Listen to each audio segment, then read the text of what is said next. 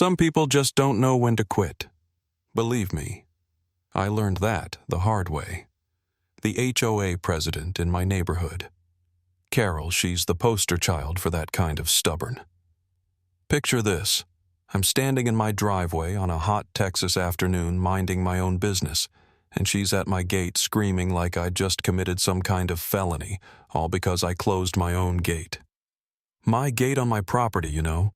She's banging, kicking, shouting about community rules, like she's up for a medal in neighborhood policing, and I'm just standing there, quiet hands in my pockets, thinking, "Lady, if you only knew what's in my back pocket right now, you'd probably lose your mind all over again." But I didn't say a word, not yet. I just watched her melt down, and I have to admit it was almost entertaining. Anyone who's ever had a neighbor like that, you know exactly what I'm talking about. Let me back up a sec. 2 months before all this, I'd inherited my grandmother's old place in Maple Ridge, just outside Dallas. After nearly a decade up north slaving away in tech, I decided I'd had enough and moved back home to build something that felt real. I figured, why not try property investing? Bought 2 houses nearby, one on Oak Street with a tenant already in place, a quiet setup or so, I thought. The trouble started when I put in a new gate at Grandma's house. Nothing fancy, just a black metal thing with a lock. Everything done by the book, permits city code. I even double-checked the HOA rules just to be sure. All legal, all fine, or so I believed. Until Carol Mayfield came marching down the street like she was leading a parade. She looked exactly how you'd imagine an angry HOA president, hair yanked back, wrinkled clothes, eyes burning with the kind of righteous fury only self-appointed authority can muster. "Excuse me," she snaps. "I'm Carol Mayfield, president of the Maple Ridge HOA, and I need to inspect this unauthorized structure you've installed." Like my little gate was the Berlin Wall or something. I told her politely, this is private property. Everything's permitted and up to code, but she wouldn't have it. "I don't care about your so-called permits," she snapped, snapping pictures with her phone. "HOA rules come first, and this gate breaks our standards. Take it down, or I'll take action." The way she said, "take action," you'd think she was going to call in the National Guard. I almost laughed. Instead, I said, "Look, Miss Mayfield, the gate stays. It's legal and necessary and none of your business." Well, you would have thought I'd kicked her puppy. She went red in the face, jabbing her finger at me. "You have no idea who you're dealing with," she shrieked. "I'll make your life hell until you comply. I enforce the rules." Then she tried to push past me, so I stepped in front, shut the gate right in her face, and let that latch click loud enough for the whole street to hear. For a second, she just stood there stunned, and then the screaming. "Open this gate right now." She's shaking the bars like she's in a movie, neighbors starting to peek out their windows. That's when I remembered the paperwork in my pocket, the lease for that house on Oak Street. I glanced at it, then at Carol, and just about lost it when I saw her name and address printed on the tenant line. The HOA president making my life hell was my own tenant. That little detail, that was my ace in the hole. Next morning, my place looked like it had been hit by a tornado made of bright orange violation notices on the gate fence posts, mailbox, you name it. $500 fine, illegal fence installation. But here's the kicker. Every single notice was full of spelling mistakes. Violation, community imitate. I took photos of them all because if Carol wanted to play, I could play too. Before I even finished my coffee, Earl Brower, my neighbor ex-phone company guy with the driest sense of humor you ever heard, comes walking over grinning at my new decorations. "Welcome to Carol's hit list, buddy," he says, shaking his head. "She pulled the same thing on me last year when I painted my mailbox the wrong blue." Turns out nearly everyone on the street had tangled with Carol at some point, mailboxes, paint colors, you name it. But Earl said he'd never seen her this worked up before, and when I told him about shutting the gate, he about choked laughing. That gave me an idea. Instead of tossing those violation notices, I scanned them, printed out a bunch of copies, and taped them all over my fence, adding a sign that said, HOA Art Project Spelling Errors Included. Suddenly, the neighborhood was walking by, reading laughing Mrs. Patterson brought her grandkids over for an impromptu spelling lesson. Even the mail carrier stopped for pictures. Carol's notices became the neighborhood joke overnight. Sometimes revenge is just letting people see the truth. Carol predictably did not see the humor. Around lunch, Earl called to say she'd set up an emergency HOA meeting to vote on my fine, and maybe I ought to show up. That evening, I found myself in her living room, her Rick Palmer, her lapdog Enforcer, and an older lady I didn't know all gathered around the coffee table. Carol kicked things off with a dramatic speech about community standards, then called for a vote. That's when I laid out my stack of documents, bylaws, stating she didn't have enough board members to vote city permits for the gate, everything in black and white. Carol tried to bluster through, standing, knocking over her coffee. I'm the president, what I say goes, but even her crew was losing faith. Mrs. Hendricks actually seemed a little impressed I'd done my homework. The next day, Carol took it up a notch, called In the City, claimed my gate was a public safety hazard. So the city inspector, Tom Rodriguez, shows up. I hand him the permits. He checks everything out, and right as Carol's watching from her window says, "This gate's legal, no violations here." Carol comes charging out in her bathrobe, yelling about emergency access. Tom's not having any of it, ma'am. City code trumps HOA. Gate stays.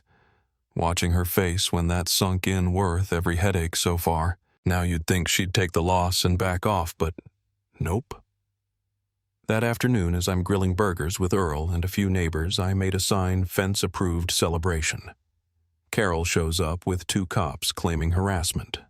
The officers, Martinez and Wilson, stroll in, see a normal barbecue, ask Carol to explain how burgers count as harassment. Earl pipes up. "This lady's been terrorizing us for months, officer. This is the first time anyone stood up to her." That's when it all clicked for me. I told the officers I owned rental property on the street. Which one? 1247 Oak, the blue one. Martinez looks at Carol. "Is that your address?" She nods. "Not getting it yet." "Ma'am, you realize you're filing complaints against your landlord." That moment, the look on her face. Pure gold. After that, Carol went full scorched earth. Eggs on my car, trash in my yard, dog poop on my porch. But my cameras caught everything, her and Rick 2 a.m. stuffing my mailbox, smearing garbage. Neighbors started talking, sharing stories about her, how she'd forced the Johnsons to repaint their house twice, filed noise complaints on anyone having a get-together, made Mrs. Chen uproot her flower beds. My little barbecue had cracked something open in the community. Earl started a group chat. People compared notes, and slowly folks realized they weren't alone. The breaking point came when Carol noticed my security cameras and tried to knock them down with a rake, screaming about illegal surveillance. Rick finally tried to rein her in, but she turned on him too. That night I decided enough was enough. I dug through the lease for 1247 Oak. Technically, I could evict her for harassment, and vandalism wasn't exactly protected behavior, but I wanted to give her one last out. A few days of calm, then Carol unleashed her community threat flyers, going door to door, calling me a menace. It backfired. Folks who'd kept quiet started inviting me over, putting up welcome good neighbors signs. She went ballistic, smashed my security camera with a baseball bat, tore up my mailbox, screamed about me ruining the neighborhood. The whole thing got caught on camera and on about 4 neighbors' cell phones. When the cops came again, Carol tried to play the victim, but the evidence was overwhelming. Officer Martinez asked if I wanted to press charges. I told him, "We need a neighborhood meeting, let's air it all out." Carol called her own meeting at the community center, thinking she'd rally support. Instead, 30 residents showed up, most with copies of violation notices, some with phones out.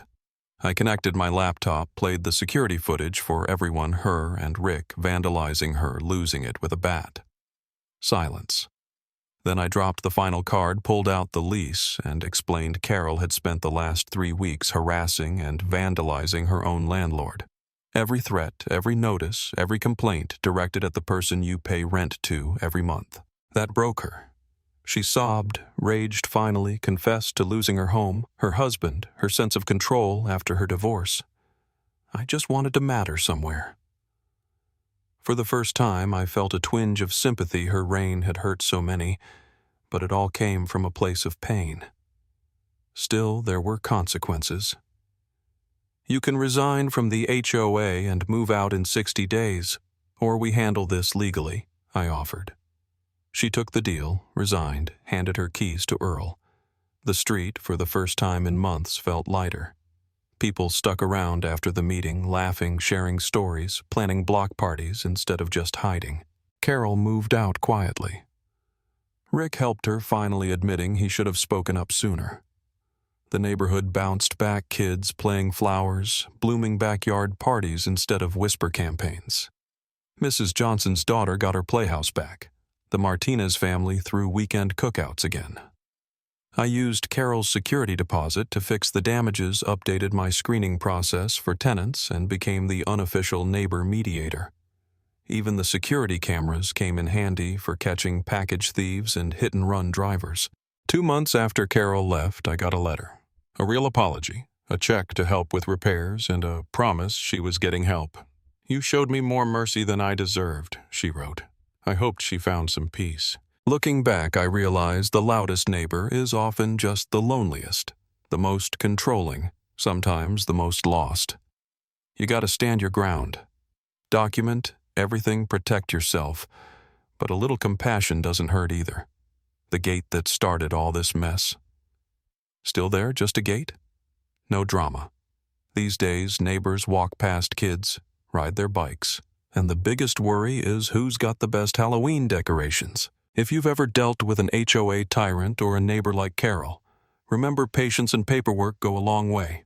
Stand tall, play fair, and eventually the truth comes out. Sometimes you even help somebody turn things around and the whole neighborhood's better for it. So what would you have done? Was I too tough or not tough enough? Let me know in the comments.